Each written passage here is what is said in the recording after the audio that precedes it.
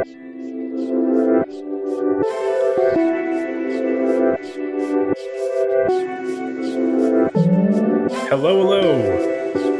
Welcome to the Make It While You Fake It podcast. A podcast about running a custom furniture and woodworking business while also trying to start a community makerspace outside of Philly. All without having any formal education in woodworking or in business. I'm Dan Scriven from Wo Shop Woodworking and MontCo Makers, and I'm glad that you're here with us.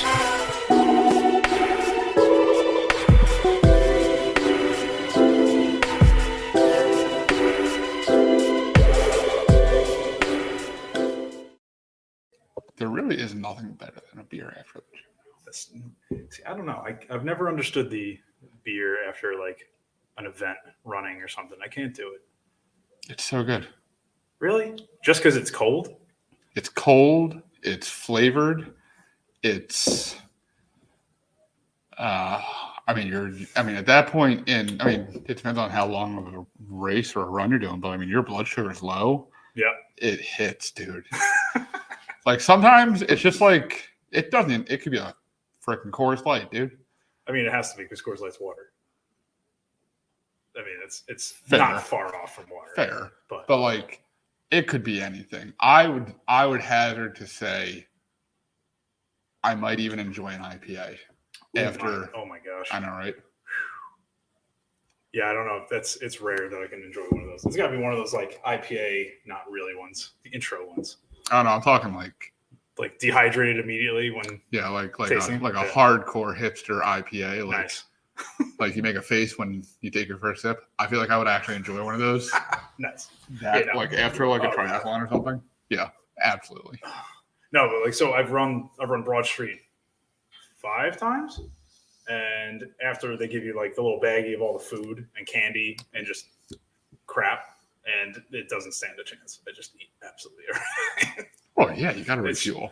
Well, yeah, that's what I tell myself. I probably don't need half of it, but I just keep eating. That's life. But I think in Makerspace we'll have beer like happy hours. Okay, that's what's up. You come and just have a beer and just come and look at the tools, watch people do demos and shit, do the hot dog on the saw stop, all the popular ones. That always terrified me. It always terrifies me if it doesn't work. I've never seen it not work, but imagine you're the guy that'd be like, oh shit. Oh, did I tell you I finally turned off the safety thing the other day? I finally figured out how to do it. With like the turn key. On the safety thing? No, turn off the safety thing. Explain what? Because our safety is on all the time. Yeah, exactly. Okay. I turned it off. You just switched. Yes. You wanted to purposely run it without the safety mechanism. Yes, there's a combination of like dude, key it's so and switch complicated and whatever. Yeah, no, I have to YouTube it every time. It was. It's annoying. Annoying doesn't even come close. So the problem was I was like adjusting it cut for cut. Yeah. So I had to like turn it off and then turn it back on, and then I would forget to turn it back on like the correct way. Were you cutting wet wood or something? I was like that old flooring or that old trim or something? No. What was I doing? Oh, when I had to remake those middle pieces when I was doing that church piece. Yeah. Like I knew I would eventually hit a nail at least hit one of the nails. Yeah. I put it together with. Nice. So. Yeah, honestly, as much as I do not. After having that saw stop now I've had that for 5 years. It's not great.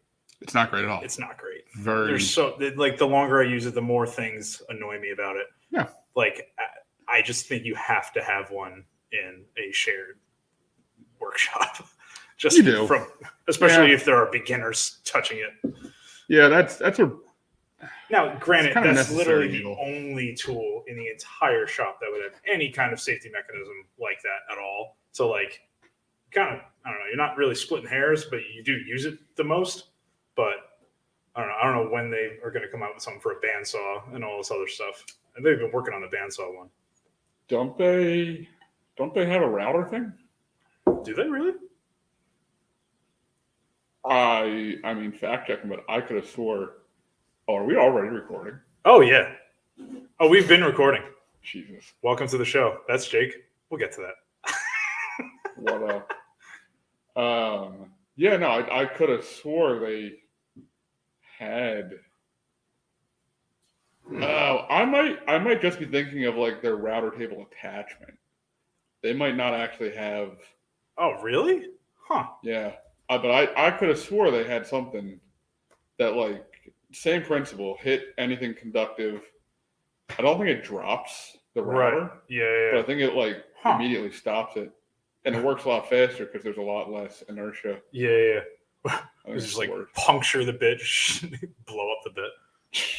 Like, well, I don't. Just conceptually, it's just a spinning shaft. I'm not really sure how you're stopping it. Huh? Or like, interesting. It may have been a shaper actually. That makes a lot of sense because those petrify me. But I mean, it's just a router's just a tiny shaper. It's the same thing. It is. However, every time I use a router, I'm fine and nothing shoots back at me. And every time I touch a shaper, it makes very loud noises and shoots it behind me. It's done it 3 separate occasions. Kind of like Scott with the router table. What's up, Scott? What up, Scott? Jake saw the burnout bit. I've got it. Oh, good Lord. But, well, anyway, tell us who you are. I know who the hell you are. It's Jake. What's up? It's Jake. So I own and operate J. Rosser Design custom furniture and cabinetry in Hatboro, Pennsylvania. Do anything from live edge furniture, custom commission, pretty much anything out of wood and metal, we make it. And I lift things and cook. And he does box jumps on my workbench because he's 1.5 feet taller than me. And my workbench is perfect height for him to jump on. It really is. Like, it's comically low. So I always heard it was like, if your arms are at your side, it's right at like the top of your thumb, whatever. And I did that, and it's pretty low. Yeah. it's really annoying. It's kind of getting annoying. I did find they have these new retractable casters for not a lot of money. Okay, I like that. So the ones that we have, the ones I have from Rockler over there, is just you kick it up with your foot or whatever, but you have to walk around each one, dig your toe under it, and try to get it up. Oh yeah, I have the same ones on my bench that literally never moved. Well, right. So I can't barely get under them if you have steel toes on because it can't really slip under there sometimes. It's kind of a pain in the ass. These new ones. So for those of you keeping track at home, Dan is one of those nerds that wears steel toes in the wood shop. Because we have heavy things. No, we don't. So, fun fact. When I was renting here, 1 month into renting here, you dropped a goddamn slab of white oak on my toe, and I couldn't walk for like a month. So, I don't think it's stupid. Man, I wish I bet you had those steel toes then. I do. Yeah, no. Because I was carrying it, and Bob was next to us, and then Bob saw it hit my toe. He goes, "You all right?" I was like, God, Bob was there for that? I forgot about that. Oh, yeah. No, that hurt. That hurt like a mother. Oh, Bob's my dad, by the way. Oh, yeah, Bob. Yeah, the original Rosser. He'll come up. Bob's got to be on at some point. Yeah, he'll. Oh, God. So, Bob, tell us about your life. That would be really awesome. Lord, talk about fucking radio silence. Well, so I'm Dan. I'm Dan Screma. I run Woe Shop Woodworking, which is a word that means absolutely nothing. Which Bob, coincidentally, always asks what the hell that means. It literally means nothing. So what's a woe shop? What is a woe shop? I've now the last couple old guys that I've done commissions for always ask me if it's called hoo-ah. They're like, "You were in the army?" I was like, "No, hoo-ah, definitely not." But do you see my haircut? Do I look? They would kick me out because I look like a douchebag. Yeah, I do similar things in title, but not in complexity. So I'm from the YouTube University of Woodworking. Just started watching people back in like 2013, 14, and then started doing stuff immediately. And honestly, it started because I milled a tree in my backyard with a portable bandsaw mill that I hired. And instead of scrapping it, I just stacked it and stickered it and then sold the lumber. And I ended up having, I think I had 4 10-foot logs of it. And it paid for the milling, the hours I paid for the mill. It sold with selling one of those logs worth of lumber. So I still had 3 left. I'm like, well, this could be cool. Maybe I can make money one day doing this. And then one guy that came and bought a slab, he's like, I just want like a sofa table or something. Can you do that? I'm like, yeah. Because the answer is yes. The answer is always yes. And the answer is always yes until it's no. Exactly. So I'm like, yeah, sure, I'll do that. So I went out and bought a lunchbox planer and bought the crappiest like Ryobi table saw that they sold and all this kind of crap. And I just made a table that was probably the shittiest thing you could imagine. I don't even remember it, to be honest. That's good. Just wipe it from your memory. Yeah, exactly. Yeah. And then I said, well, I did one table. I might as well do another table. And then I did the trestle dining table for my buddy Vinny. And then I needed a lot more tools. Yeah. And then that'll do it. That table took. Wait, that was for Vinny? That was for Vinny. Yeah. Oh, I didn't know that was Vinny's table. Oh, yeah. So. Sorry, Vinny. Yeah, I'm sorry too. I went and saw it because first time stacking lumber, first time drying lumber. I literally looked up every single thing, and I thought I stacked it pretty well, and it did for a while until it started to actually dry and shrink. Yes. And then it started leaning into my neighbor's fence, and then it started leaning and getting twisty and whatever. So there was no way it was fully dry when I started using it. There's no way. And then I thought that it was red oak that I was using, and it wasn't. It was pin oak. Yes. And that was night and day difference. Things. Exactly. So, yeah, no. But that table got his little rehab recently because I felt so bad that it twisted the amount that it did that I went and picked it up 8 years later and then refinished it because I had to. But it actually turned out looking pretty good. In the end, it wasn't bad. Yeah. It was a learning process. But I mean, that's what it's all about. The amount of stupid jigs and everything. Like, just imagine putting not dry 8-quarter pin oak slabs that were like 12 inches wide through the 13-inch DeWalt lunchbox planer on the ground in my basement, which is pretty much what I was doing. It did not go well. I replaced knives in this house so many times. Yeah, we didn't have anything in the basement. It was the whole thing was an empty basement when we moved in. So I pretty much took up wherever in my basement. Oh, wow. Yeah. No, I'm just like piecing the timeline together. Yeah, so we bought the house. So I got married in 2014. We bought the house in 2015. And that's when I started woodworking. Yeah. Yeah, because shortly after you bought your house, you met Bob. Yes. Well, not that shortly. So how long was it? I thought Bob was there for like all of your inspections. So Bob, for everyone that doesn't know, Bob's the town inspector. Big he's a prospector. Real big rules guy. He's a big rules guy. Huge rules guy. But Bob came over when it was near the end of the inspections of finishing my basement. And I finished my basement in time for Harley's 2nd birthday. Oh, okay. So, yeah. So I was in that house for 3.5 years. So, yeah. And then Bob came over and saw stacks of lumber on the side of my house and said, hey, my son is looking for a shop in Hatboro. I'm like, oh, that's funny. I'm helping an old guy sell his shop in Hatboro. And there you go. And then we talked on the phone. The universe is crazy like that. And I told you about good old Ennis. Good old Ennis. Yeah. So Ennis was the previous tenant in the shop that was here for someone like 30 years. Yeah. I don't know if it was that long, but So it was longer than that. Ennis was not. What? Ennis was not the original owner of the shop. Really? Yeah, Ennis pulled the same move I did. Really? Wow. Yeah. Huh. Yeah, this has been a wood shop as long as longer than Art and John have owned this building. No way. That's crazy. Just pause this.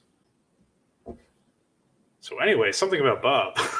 Something about Bob. Yeah, so a guy just stopped by the shop to drop off a Penn State dust collector for the makerspace. He's donating, which is kind of cool. So I don't really know what I was talking about because it took about a 20-minute break. Something about Bob because he saw wood on the side of my yard, and then we called you, and then So Ennis wasn't the original owner of the shop. That's right. Yeah. Interesting. He was just one guy. He must have been more than one guy at some point in here. Ennis had a partner who I believe either passed away or fell apart physically a little bit sooner than Ennis did. Gotcha.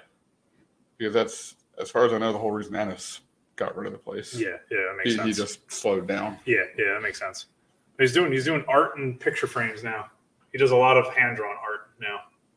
That's cute. Yeah. He stopped by his house because he had stuff delivered from Fez Hall to here to his house, but the Fez Hall driver pulled up. He goes, "Hey, what's this address? Do you know where it is?" I'm like, "That's in my neighborhood. Who are you delivering to there?" He goes, "Oh, Ennis, the guy that used to play." I was like, "You're bringing this truck to his house?" Oh, that's hilarious. He's like, "I can't fit back there." Can I? I'm like, "You definitely can't." I was like, "Just give me his stuff. I'll bring it to his house." Like, I was passing by. And they just gave it to you. They just gave it. He's like, "Hey, man, thanks," and just drove off. I was like, "Okay." That's insane.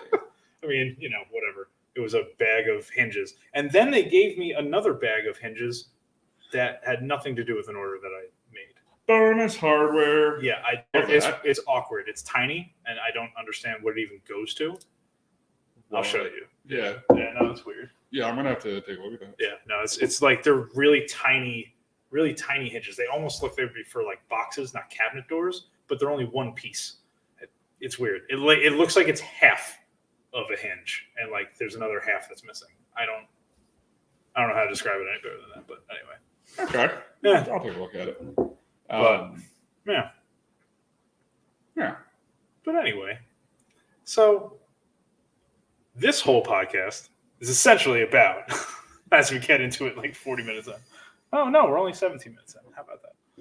Well, 20 minutes with this guy. Yeah, 20 minute interlude.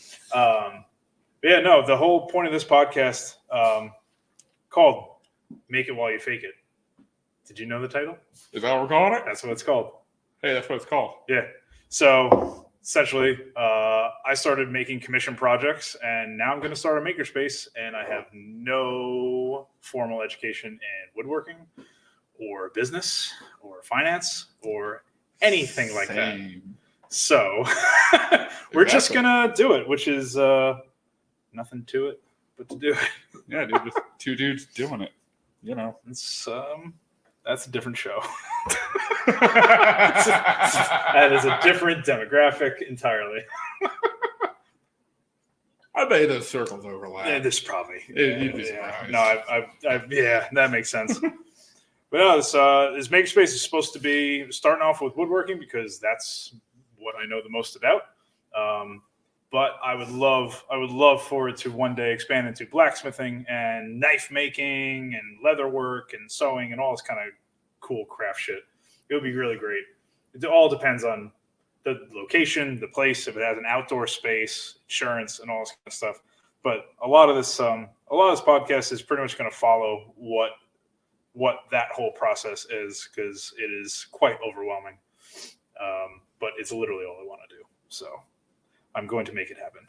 Gotta chase the dream, man. That's right. That's what it's all about. I'm on the right side of 40, but it's approaching. Are you though? I mean, I think if you're not 40, you have to be on the right side of 40. God, I keep forgetting that you're not 40 yet. No, man.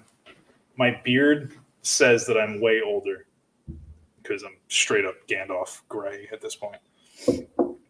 It's getting grayer. Today, Melanie was just like, you have one gray hair right in the middle of your beard, and it's just bothering me. I got one of those that comes out every now and then. Everyone, yeah, right, exactly. One that's just way more prominent than all the others. I mean, it is on. So I'm convinced that by the time I end up going gray, it's not going to go gray. It's just going to be platinum white. Oh, you're just straight white? Yeah, dude. The couple hairs that I find, like either in the goatee or up top, dude, whiter than a t-shirt. Bob's not gray. Bob is gray if he grows it out long enough. Interesting. Okay. Yeah, I don't really know how the physics on that works. Yeah, no, so I remember growing up, my dad in my head when I was a kid, my dad was always 33. That was always his age. Sure. And he was gray in half of his head. Yeah. From 33 on. He was like, half of his head was always really gray. And he had like dark, like black hair too. Really? So, yeah. Well, that's the Italian. Yeah. That makes sense. Yep. Yeah, no, both of my parents were like half Italian, half Irish. There's 1-on-1 for each of them.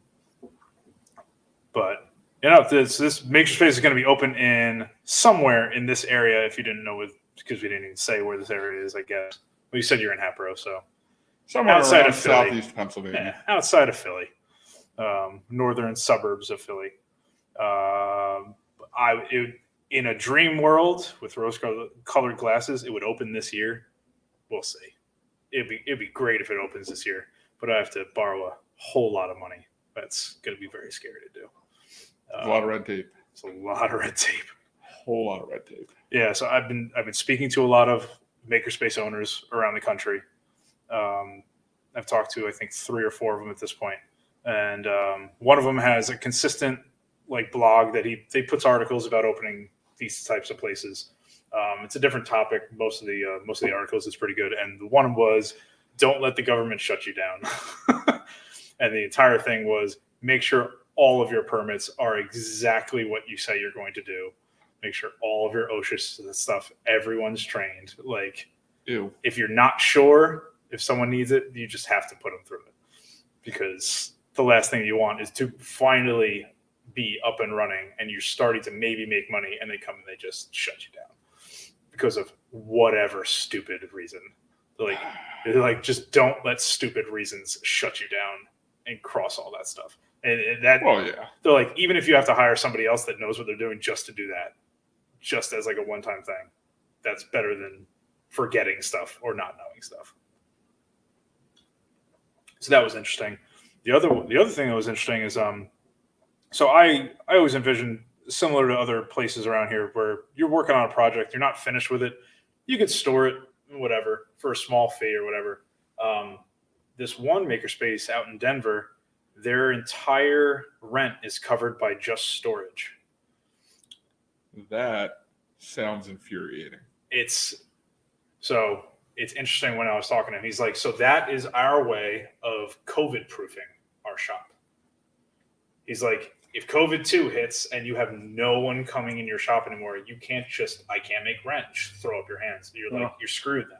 He's like, you have to be flexible enough to try to be able to make your rent with the possibility that no one comes in. Interesting. So that also lent itself to having a lot of space. So his was a 25,000 square foot facility. Jesus. So 10,000 square feet of that was divided into 5x5 and 5x8, almost like a storage unit. Oh, okay. So it was more of like an artist residency kind of thing. So he had storage, like true, like almost like storage units. Like, I'm building a dining table. I just glued it up. I can't leave it in the middle of the shop. So you'd have to carry it to the storage unit and leave it there or whatever. So he had those kinds of places, but he started renting galleries for people, 10 by 10 galleries with some good light and whatever you're doing in there, canvas, or you're bringing a sewing machine or whatever. But he's like, they were 12-month contracts if you wanted like a gallery space. So it was semi-serious people that were doing stuff. But he's like, if we didn't have members come in for whatever virus came through next, he's like, we still met our rent, and our rent was always paid, and everything else was gravy, which is kind of crazy to think about. But like, I don't want to manage a storage facility. Well, so I can see the allure of it, he also said at one point, one of them happened to have like an outlet in it. Yeah, exactly. And somebody left a heat gun on. Yes. And he almost torched the entire place. Yep. He's like, that was like petrifying. So we have to be like totally anal about checking every single thing. Like that's part of their nightly close-up. Yes. They also had 24-hour access to the storage units. Ooh, like a lot of stuff that's like, it makes sense if you're like, if you have enough staff and coverage and all that kind of stuff to do that in space, but that sounds way too risky for a starting makerspace. Yes. There's no way. So, don't know what your college experience was like, but when I went to school for industrial design, we had studio. Mm-hmm. And that's pretty much the same thing. You got your own little 10 by 10 cubicle. Yeah, right. You have a desk and a cabinet, your toolboxes, and you just make cool shit and hopefully sleep at some point. Right. Very rarely happened. Mm-hmm. But that being said, studio culture was chaotic at best. Yep. It was, I mean, people would legitimately be living there more so than their actual like dorms or apartments. Mm-hmm. People had hot plates, people had toaster ovens, people had coffee makers. Oh my God. That is so a worst nightmare. So being on this side of it, possibly on like the management side and not the studio inhabitant. Oh my gosh. Yeah, no, absolutely terrifying to think of all the things that we did back then. Uh-huh. We were lighting off fucking fireworks in there. Oh my God. So our school's studio space was in a gymnasium from an old boys' school in downtown-ish Boston, Fenway area. And we literally had an entire gymnasium that was divided up between the junior class and the senior class. The sophomores and stuff, they were on the first floor. And the juniors and the seniors were on the second floor in the gymnasium. And I mean, we had motorcycles up there that we were working on at the time when we weren't doing school projects. We had, I mean, so many tiny little fireworks being set off. I mean, people were using soldering irons. I mean, it was an absolute fire hazard on a good day. And it was pretty much just monitored by yourself. After 5 or 6 o'clock at night, the staff went home, but we had 24-hour access to it. And 24 hours. Oh yeah. Absolutely unhinged chaos. I mean, you just have to have ridiculous security. There was none. What? There was zero security. No cameras, no anything. Like a PIN code and that's it? We had like ID cards. I'm sure there were probably cameras somewhere, but I don't know where there were cameras in the gymnasium. I mean, there were definitely cameras in the shops, and there were probably cameras in the stairwells that led to the entrances and the exits. But I mean, we literally had people essentially living in studio. I mean, people had hammocks set up. They would take naps or sleep there. I mean, it was absolutely just unhinged chaos. But that being said, being there and living in it, it was by far one of the greatest things I've ever experienced. But I definitely don't want to be on the managing side of an active studio space like that. No. unless we're like exclusively renting to like post midlife crisis retired artists. Yeah. So that's the other interesting thing. So that kind of leads into the other conversation I had with one of these makerspace owner guys, and he pretty much said, like, you really need to do your best to price it right from the beginning, so that you don't have to ever raise your prices for like membership.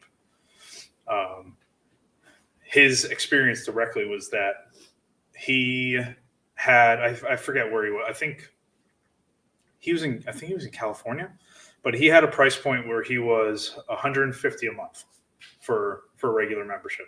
Okay. And the vibe in his shop was great. Everyone was hanging out, having a great time. People were always talking. Sure. There were people always grabbing coffee and like bringing it back and just kind of shooting the shit, talking about their projects, having fun. He said it was like what you would envision a makerspace vibe to be, and it was perfect. And with COVID and with some other outside thing, I think they ended up raising their rent or whatever the hell the situation was.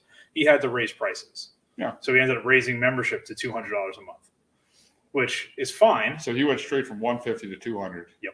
Terrible move. That's a huge jump. That's a massive jump. Not only is it a massive jump, in reality, a lot of these places are like gyms. People forget about their memberships, or they don't have a project that month. Uh-huh. They want to become a member. They don't want to go through the whole startup thing. They have to cancel and re-sign in or whatever. Yes.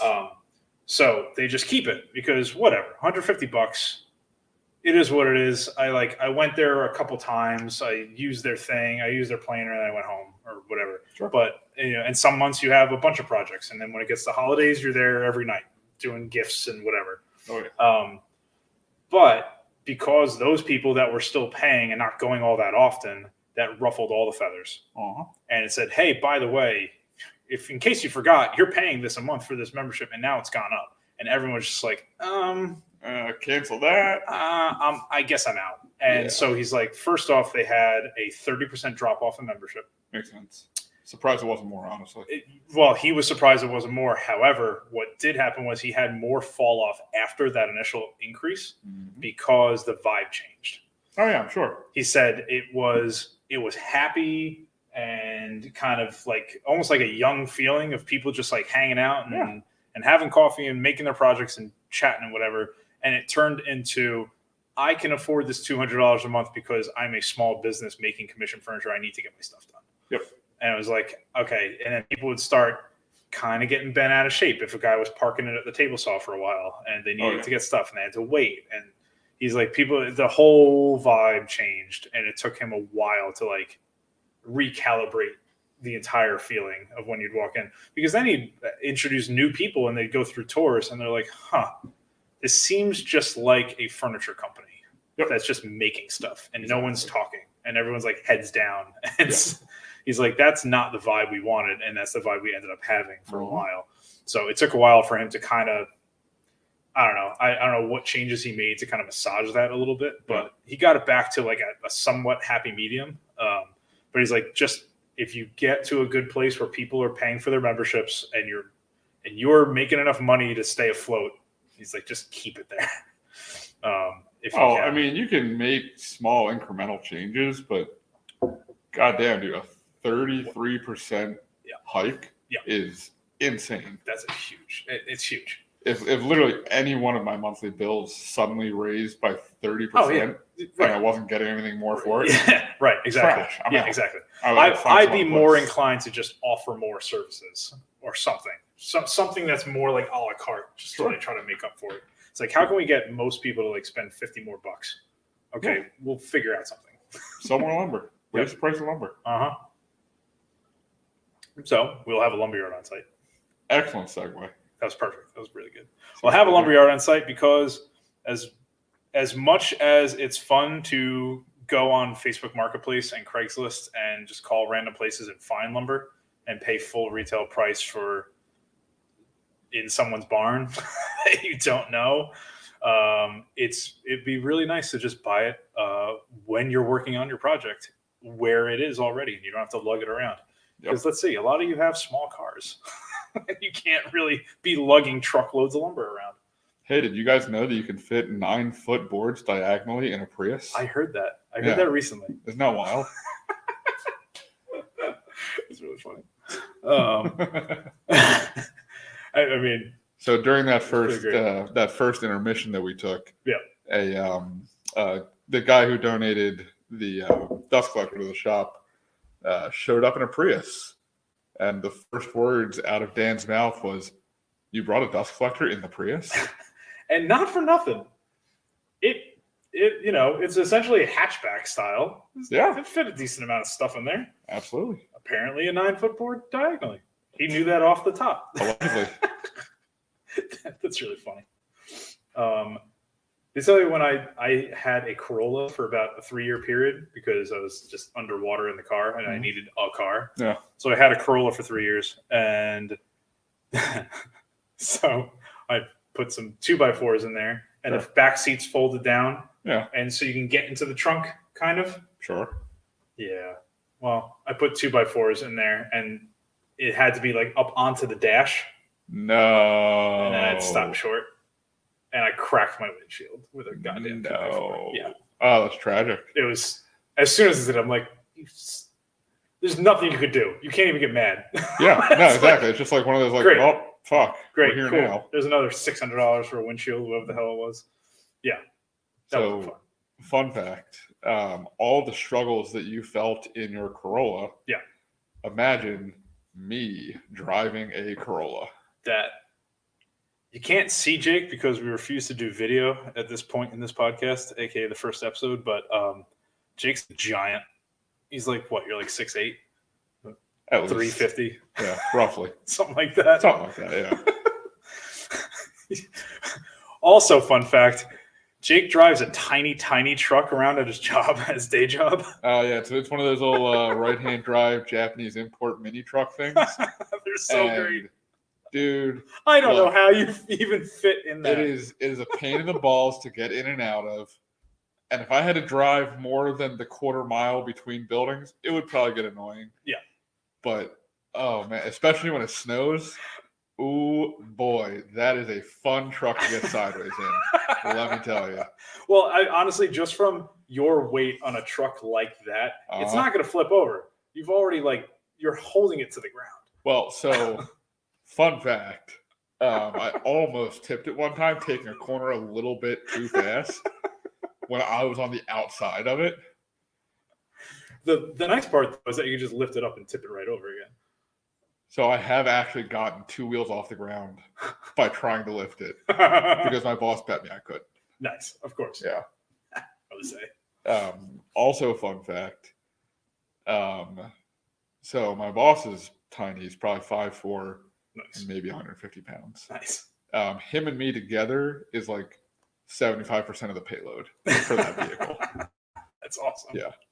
Dude, that truck's so much fun. They're on Facebook Market for I think $8,000. All the time. You can import them for about half that. Can you really? Yeah. They're dirt cheap over there. Most of the money comes from importing it and then getting it from the West Coast to here. Yeah, that makes sense. Yeah.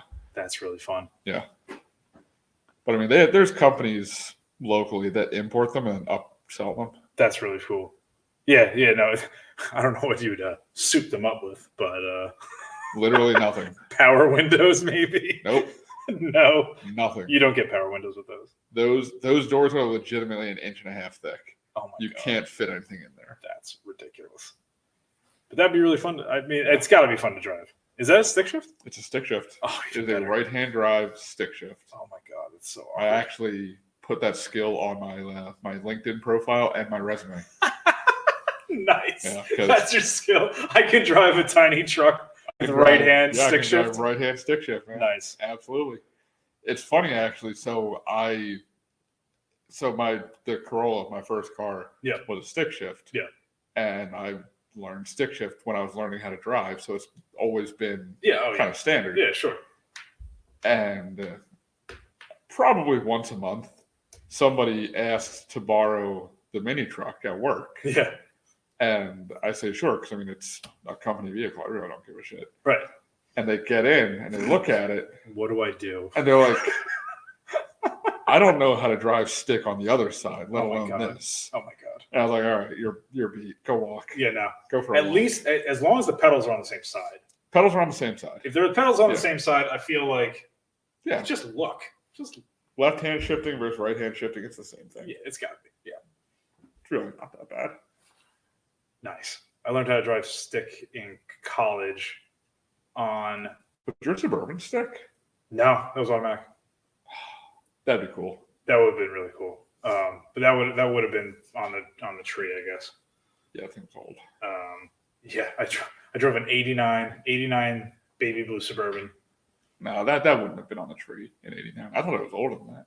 No. So it was an 89 and it had a 91 engine because I seized the 89 engine because I didn't know what oil was. They didn't teach me that when I learned how to drive. Woof.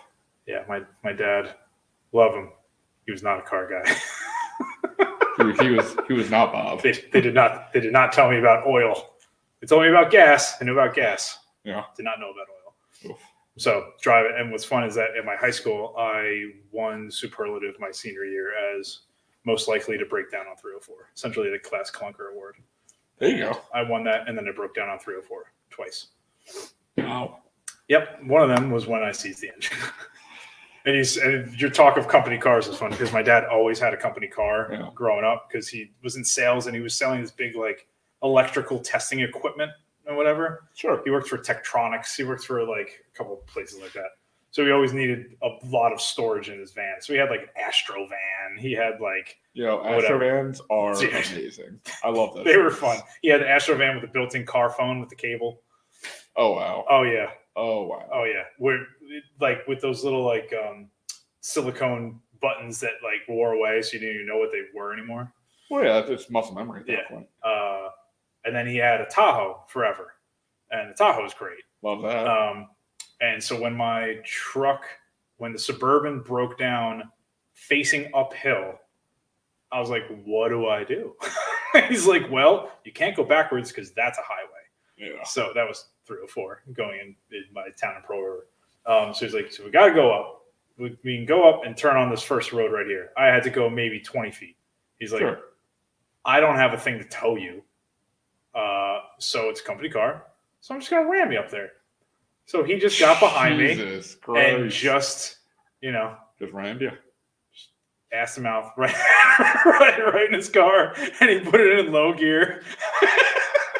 And he just kept bumping me and literally pushed my Suburban up the hill when I was in neutral and just destroyed the ever-loving crap out of the bumper of his company car. He's like, yeah, somebody hit me.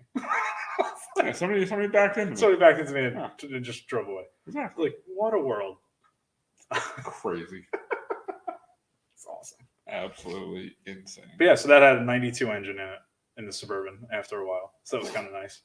So I think it was, at the time, I think it was like $4,000 to put a new engine in. Dude, that's a lot. In like the early 90s? It's like roughly that much today. I mean, my family had their cars in that guy's lot a lot. Okay, fair. So he's like, all right, I'll just go find one that's whatever, that will work because he's not going to be riding this truck for very long. And then eventually I had to get rid of that truck and I was very upset. That truck was awesome. Very upsetting, yeah. But it was fun because in the winter I had to put cardboard in the grill to get any kind of heat. Oh, really? Because it would cool the engine so much with that wide of a grill that I would never get actual heat unless I blocked the airflow, which is bizarre. The headliner was completely falling down. Fine, whatever. That's fine, yeah. The back window, it had the tailgate that popped up and down, whatever, but the window was in the back and it was a crank up. Okay. And the arms rusted away and dropped out, and so the glass shattered inside the door.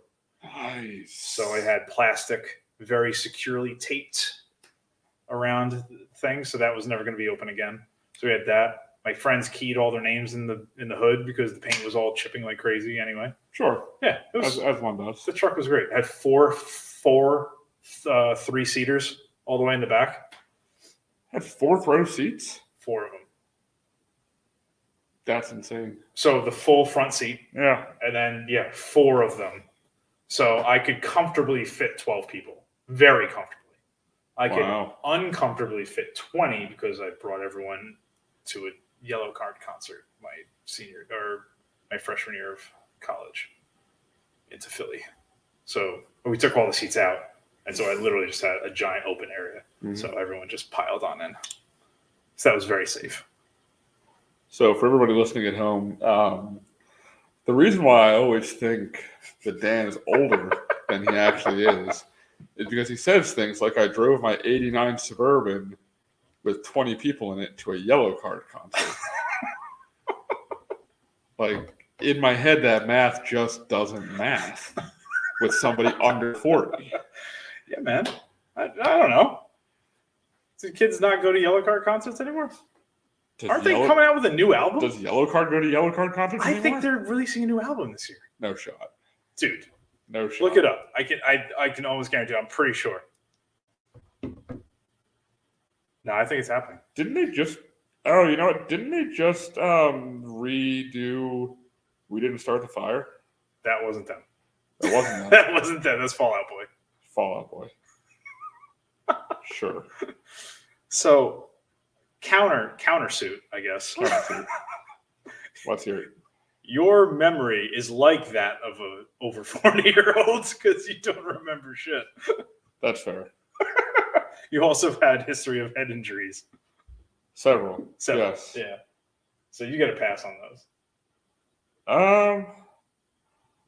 Well, they released their 20th anniversary edition in 2021.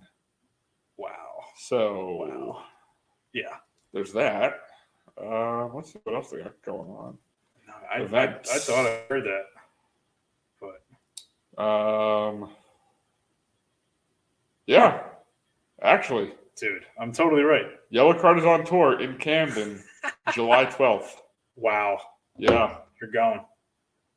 I'm not going. Don't think I'm going. I'm not going.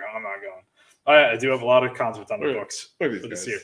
Oh, they're so old. They look so old. But they're still trying to wear like a trendy shirt. Oh, yeah. Got to try. With a little gold chain. Nice. In case you were wondering, the topics of conversation that you will be having in the wood shop, it's as random as this all the time. Normally, more swearing, but God, the one guy has a fucking chin beard. Yellow Card, what the frick? Nice. Come on, dude. Well, I'm getting tired, and you have to go do plumbing again? No, I have to go pick up my new AI-infused dictation device. Yeah, that. Yeah, that. Look, I'm skeptical, but if it means that I don't have to spend an entire day's worth of mental power to get through one meeting at work and remember things, that's pretty good. Sign me up. That is pretty good. Yeah. Like I'm very curious to hear like what this interface is when you have recorded a meeting, and then what's it going to do? Like answer like questions about it, like take notes. Yeah. So it literally transcribes everything spoken, and then from that transcription, it notes it out. That's crazy. Bullet points, broad strokes, whole mind map. It'll be fun to see just how many meetings it'll take before it's the same notes over and over. Oh God. It's like, hey, so here's the thing. We've been having this meeting every week for 6 months. It's boiled down to the same 3 points every single week. I think we can stop. Well, so that's the thing. We have the same meeting every Wednesday at work. Yeah. And it's basically where the QC department, I work for a QC department for a manufacturing company for my day job, by the way. So the quality department hosts a meeting with all the different department managers. Yeah. And we basically just go over all the fuck ups from the week before. Yeah, right. And look, I love my job and everything, but it's a circle jerk. It really is. It is not. The same problems come up every week, and we think of new wacky ways to fix it, and they don't work. Nice. Or they don't get implemented because there's a million other things going on. Yeah. But it is a nice half of my Wednesday already accounted for before I even wake up on Monday. I mean, you are getting paid to be in the meeting. Exactly. So there's that. Exactly. So that's kind of fun. All right. It's great. We have, speaking of yellow card, so we have yellow cards, red cards, and we just released a blue card. Oh, man. Yeah. So new blue cards. So if you're being a dick in the meeting, or if you're talking over people, you get a yellow card. Oh my God! Like children. Dude, I kid you not. Children. It is like herding cats trying to get everybody's attention span. Oh my God! So wait, so it's just like, is it like the teacher in grammar school where she just stops and looks at you until you stop talking? Like, are you in trouble now? And holds up a card.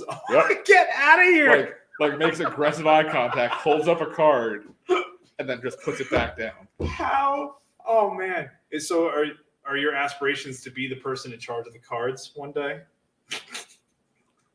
Look, I'm either going to be the person in charge of the cards or the person that's the cost of the cards. Right. So, oh my God, I'm going to be involved with the cards regardless. That's ridiculous. So after 2 yellow cards, the red. Yeah. Well, so it used to be after 2 yellows, a red is an ejection. You're out of the game. See you next week. Now we have the blue cards. Blue cards are a 10-minute suspension. Go sit in the hall. These are full-grown men. They just released the blue card last week. They told us about it. How many people volunteered to get the blue card? So nobody has volunteered per se to get the blue card. Several of us do have a side money line on who's going to be getting the blue card first. Yeah. Oh, absolutely. Absolutely. It's as long as they don't implement that in CrossFit at all, because I would be getting a lot of cards. Yeah. Jocelyn has to yell at me a lot. So I'll be honest, doing the 5 a.m. workouts, everybody is tired enough that it moves really smoothly. That's really funny. At noon, everyone's wild. Yeah, exactly. We just don't care. I'm also a strong instigator, but yeah, whatever. Exactly. I gotta have fun. What I'm doing. That's the thing. So like the noon class is literally just people who work from home, and this is your recess. Oh, absolutely. Yeah. 100%. But and eventually we'll maybe that'll be we can join 2 of your passions one day, and truly implement log fit at the makerspace. Hell yeah, dude. So people can do. So we have a lumberyard out back here. Jake and Bob run a portable bandsaw mill in this area. Shout out Wood Miser. So we have logs that just show up from tree guys or whatever. And sometimes they need to be moved. Sometimes with a forklift, which is great. And sometimes the forklift is not there. You just have to move them with cant hooks or whatever. Or whatever. Sometimes it's just dragging it with a truck or whatever. But yeah, no, just we could have an entire workout dedicated to what to do in a lumberyard. Fun fact, some of the lumberyard stuff may be making an appearance at SummerSlam. That would be awesome. Yeah. I'm trying to get Zach into a team beam lift. That could work. Absolutely. Exactly. Do it like the bag thing, like shoulder to shoulder. Yeah. Yeah, I've seen videos of like fucking Marine hardcore boot camp bullshit where they do with a fucking telephone pole. I think, honestly, cut off some sharp corners and you're good. Exactly. I'm into that. That'd be cool. We have some ash beams back there that are not light. Exactly.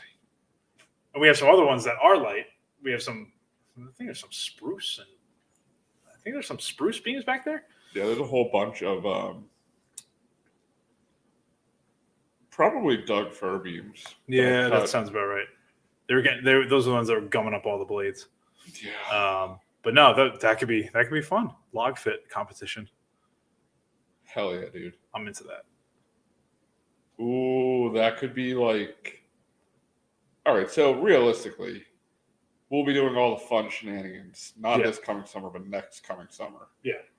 With the makerspace. Yeah. We should host like a woodworking Olympics. Mm-hmm. Nothing says safety like doing woodworking fast. Well, yeah. See who chisel competitions. Dude, all right. So we could have sprint events for hand cut dovetails. We could have feats of strength, just moving lumber, and we could get people. We gotta time it so like we get a lumber delivery right before this. Oh yeah. And we get the competitors to put our lumber away for us. That's right. It's in the spirit of competition, obviously. Yeah, got to do it for the sport. I'm into that. Right. I like that. Not only free labor, they pay us an entry fee. Nice. To work for us. We could have a competition where you just sprayed the bottom of your tabletop. Now you need to spray the top, but you're by yourself. How are you going to flip it? Yo, one person table flips? I'm in. That could be fun. Easy money. It's like you give them a couple of random tools that are just the worst tool for the job. They don't get tools. They don't get anything? Just manpower? Yeah. Nice. I don't need tools to flip a table. How many tools do you need when you flip a tabletop? I've needed the gantry once for the 10-foot long black cherry tabletops for that guy that were like 2.5 inches thick. Remember that guy? The one that I did the two of them that like were butt up against each other. Right before Christmas. Yeah. I think it took 4 of us to unload from his truck.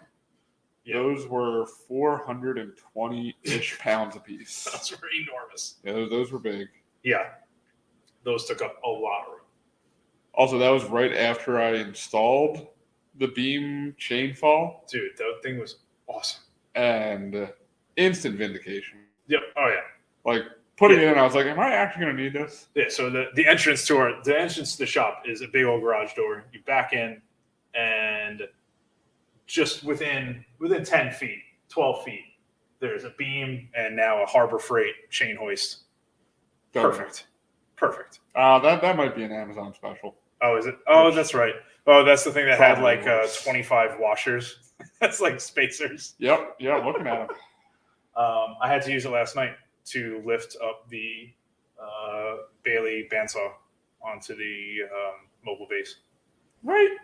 Well, that's the thing. That bandsaw, not that heavy, but it's not. It's nice to have. 300. It's 315 pounds. It's that heavy? That's what the specs say. I don't necessarily believe it, but also it's so awkward. I don't even know how to carry it, like lift it up without something. It's just too wide. But anyway. So yeah, I don't have anything else. We're at 57 minutes. It's gotta love a good hour-long podcast. Podcast about absolutely nothing. Just shooting the shit.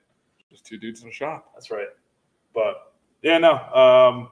This year, sometime this year, in an ideal world, be opening makerspace in the Philadelphia northern suburb area.